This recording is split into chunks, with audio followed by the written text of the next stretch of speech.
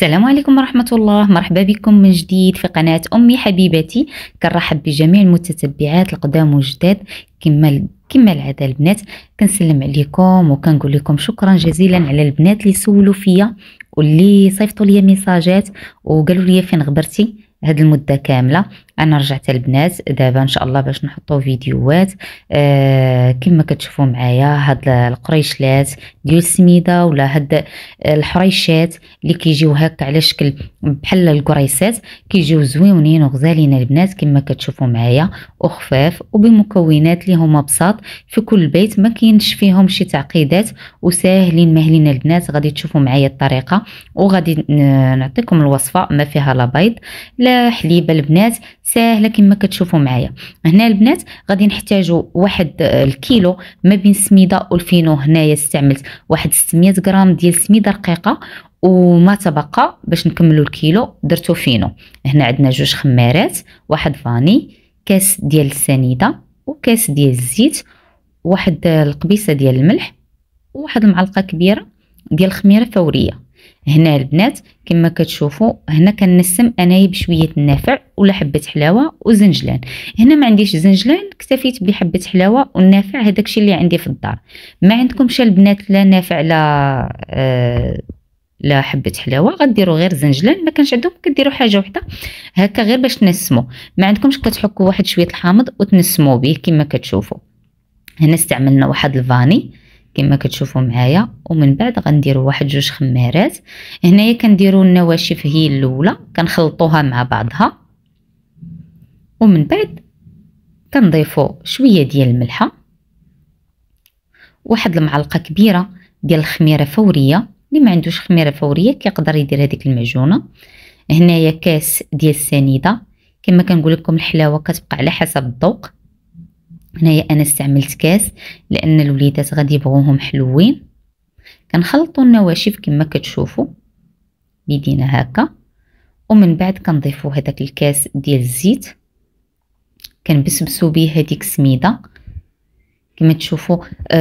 هاد الحرشه تقريبا ماشي بحال الحرشات الاخرين اللي كتخلطها غير بصباعك وكتضيفي ليها الماء وكتخليها، لا هذه بحال الشكل ديال العجينه، يعني كتعجن اللي حتى كتطلق الخيط. هنايا كما كتشوفوا معايا غادي نبسبسوها هي الاولى، هذيك السميده والحرش كما كتشوفوا معايا كنبقاو نبسبسوا فيها هكا اللي حتى كتدخلوا ديك الزيت كامله. ومن بعد كنجيبوا شويه ديال الماء. هنايا الماء البنات كنبقى نضيف بشويه بشويه حتى كيتجمع ليا الخليط كما كتشوفوا.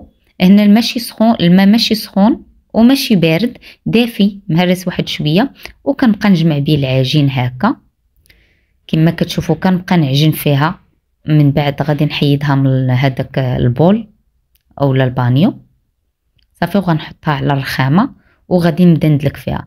هنا الماء كنبقاو نضيفو بشويه بشويه، يعني تدريجيا لحتى كتجمع لينا هذيك العجينه.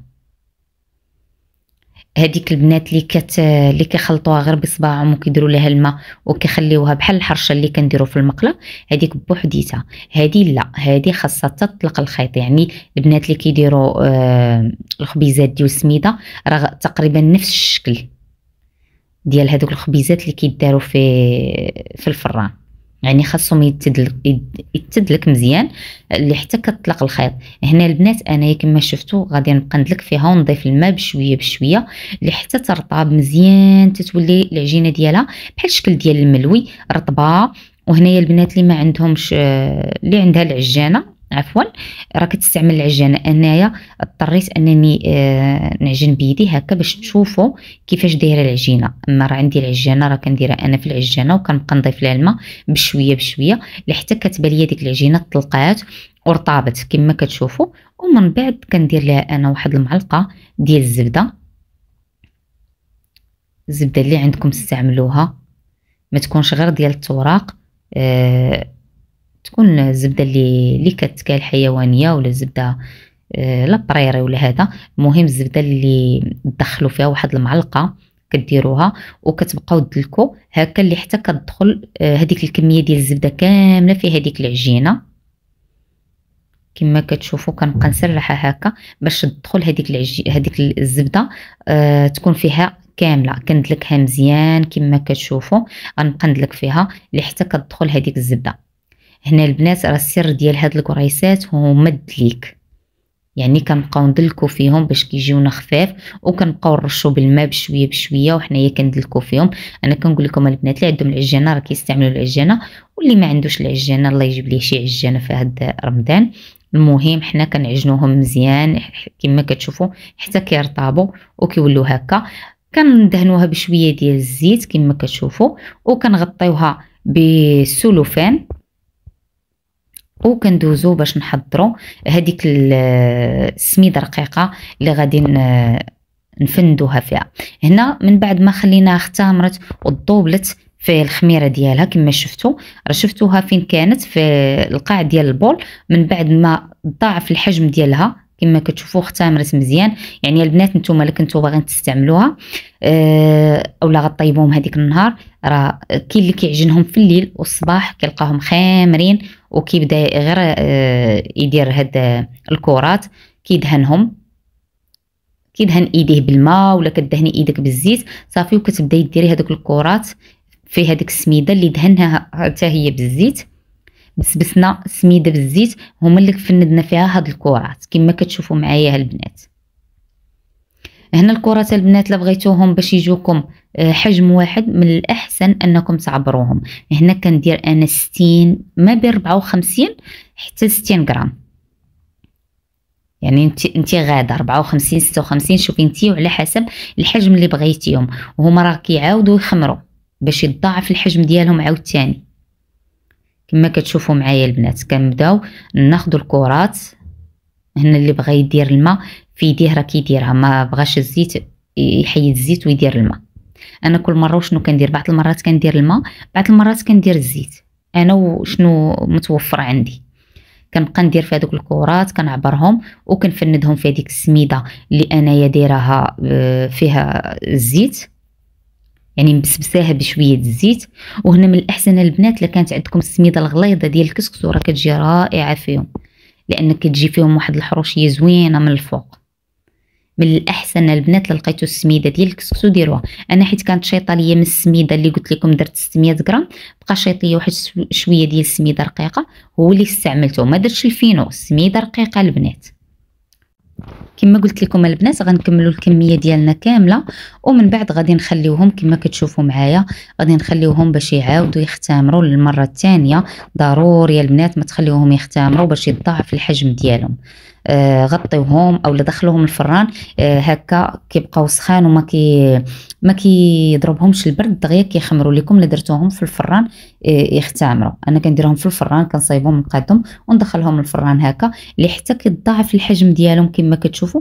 عاد باش كنخرجهم من الفران باش كنسخن الفران على 180 درجه هكا البنات. كنشعل من الفوق ومن التحت بالفرفاره. انا هكا كنستعمل الفران ديال الضو ديالي. ضروري ما نخلوهم يختمروا ويضاعف الحجم ديالهم. الكميه اللي خرجوا ليا في هذا القياس اللي عطيتكم 33 حبه اللي خرجت ليا كما كتشوفوا. كما قلت لكم انا الفران كنستعمل الفران ديال الضو، اللي كتستعمل الفران ديال الغاز راه كتكون عارفه كيفاش كطيب الكروس. كما كتشوفوا معايا كنبقى ندورهم واخا كندخلهم في الفران، ضروري ما كنبقى نحل عليهم وندورهم ملي كيبداو يتحمروا باش تكون هذيك التحميره مدور عليهم كامله. ما لا بقيتو مخلينهم على فاس واحد غادي تحرقوا لكم من جهه وجهه ما غاديش يطيبوا. من الاحسن نتوما هما كيطيبوا نتوما كتدوروا بحال هكا الا حتى كيطيبوا محمرين كما كتشوفوا البنات. راه كيجيو غزالين هشاش ورطبين. كنتمنى انكم تجربوهم وغادي تردوا عليا في التعاليق. غادي يوليو معتمدين عندكم البنات لانهم كيجيو غزالين وهشاش وما كيضروا لا في معده لا في مصارن لا في حتى حاجه. كنتمنى البنات ان الفيديو يكون نال اعجابكم اليوم. وكما كتشوفوا معايا راه كيجيو هشاشين وخفاف وغادي يعجبوا الوليدات. غير جربوهم البنات وردوا عليا.